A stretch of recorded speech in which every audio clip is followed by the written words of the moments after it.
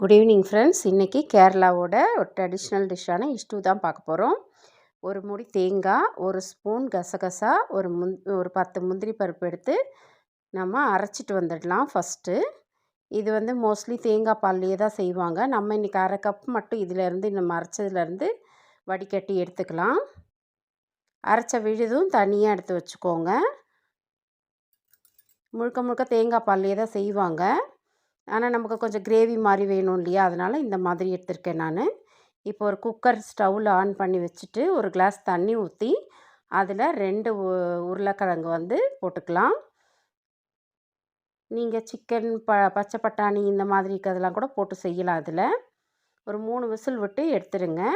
இப்போ கிரேவிக்கு தேவையான அரவை வந்து ஒரு 2 வெங்காயம், பச்சை மிளகாய், இஞ்சி, ஒரு ஸ்பூன் சோம்பு காமிச்சிருக்க பாருங்கள், அதை அரைச்சிட்டு வந்துடலாம் நம்ம. இப்போ முழுக்க முழுக்க நம்ம தேங்காய் எண்ணெயில் தான் இந்த டிஷ்ஷு வந்து செய்யணும்.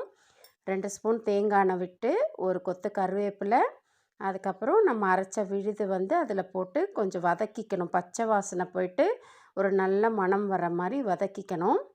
வதக்கிட்டு நம்ம அந்த தேங்காய் அரைச்சி வச்சுருந்தோம் இல்லையா, அந்த விழுதையும் இதில் சேர்த்துடணும். ரெண்டுமே நல்லா மிக்ஸ் ஆகிற அளவுக்கு பண்ணிக்கோங்க. ஃபுல் அண்ட் ஃபுல் இது வந்து ஸ்லிம்லேயே தான் ஸ்டவ் வச்சு பண்ணணும். ஸ்டவ் வந்து இன்க்ரீஸ் பண்ணவே கூடாது. நம்ம இதில் இருக்கிறது பார்த்திங்கன்னா மொத்தமாக தேங்காய், கசகசா இதெல்லாம் வந்து நம்மளோட வயிறு வந்து புண்ணாகாமல் பார்த்து இது பண்ணும்.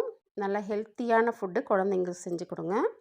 இப்போ சால்ட்டு நம்ம தேவையான 1.5 ஸ்பூன் சால்ட்டு போட்டாச்சு. அந்த உருளைக்கிழங்கும் நல்லா மசிச்சு விட்டுடலாம். ஆறுன உடனே கையிலே கூட மசிச்சு விட்டுடலாம். எல்லா இடத்துலையும் நல்லா உடச்சி விட்டுட்டு நமக்கு கிரேவி என்ன கன்சிஸ்டன்சி வேணுமோ அந்தளவு தண்ணி விட்டுட்டு மிக்ஸ் பண்ணிக்கோங்க. ஃபுல்லாக ஸ்லிம்லேயே தான் வச்சு செஞ்சுட்டுருக்கேன் நான் ஸ்டவ்வு. ஒரு 5 மினிட்ஸ் க்ளோஸ் பண்ணி வச்சிங்க அப்படின்னா எல்லா டேஸ்ட்டும் அப்சர்வ் ஆகிடும். இப்போ ஓப்பன் பண்ணிங்கன்னா சிறு சிறுவாக பபுள் மாதிரி வருது பாருங்கள். இந்த அளவு தான் வந்து கொதி வரணும். அவ்வளோதான். ஸ்டவ் ஆஃப் பண்ணிவிட்டு நம்ம அந்த அரை கப்பு பால் எடுத்து வச்சுருக்கோம் இல்லையா, அதுவும் 2 ஸ்பூன் பச்சை தேங்காய் எண்ணெயும் ஊற்றிக்கோங்க. செம்ம டேஸ்ட்டாக இருக்கும் ஃப்ரெண்ட்ஸ். செஞ்சுட்டு உங்கள் ஃப்ரெண்ட்ஸுக்கும் ஷேர் பண்ணுங்கள். குழந்தைங்களுக்கும் அடிக்கடி செய்து கொடுங்க. நல்ல ஹெல்த்தியான ஃபுட்டு. இன்றைக்கி நான் இடியாப்பம் வீடியோக்கு இது செய்திருக்கேன். இடியாப்பத்துக்கு சைட் டிஷ்ஷாக நீங்கள் நம்ம சேனலில் லிங்க் கொடுத்துருக்கேன், அதில் போய் ஃபுல் வீடியோ மறக்காமல் நம்ம சேனலை சப்ஸ்கிரைப் பண்ணுங்கள், பெல் பட்டனை கிளிக் பண்ணுங்கள், லைக் பண்ணுங்கள், கமெண்ட் பண்ணுங்கள், ஷேர் பண்ணுங்கள். தேங்க்யூ ஃபார் வாட்சிங்.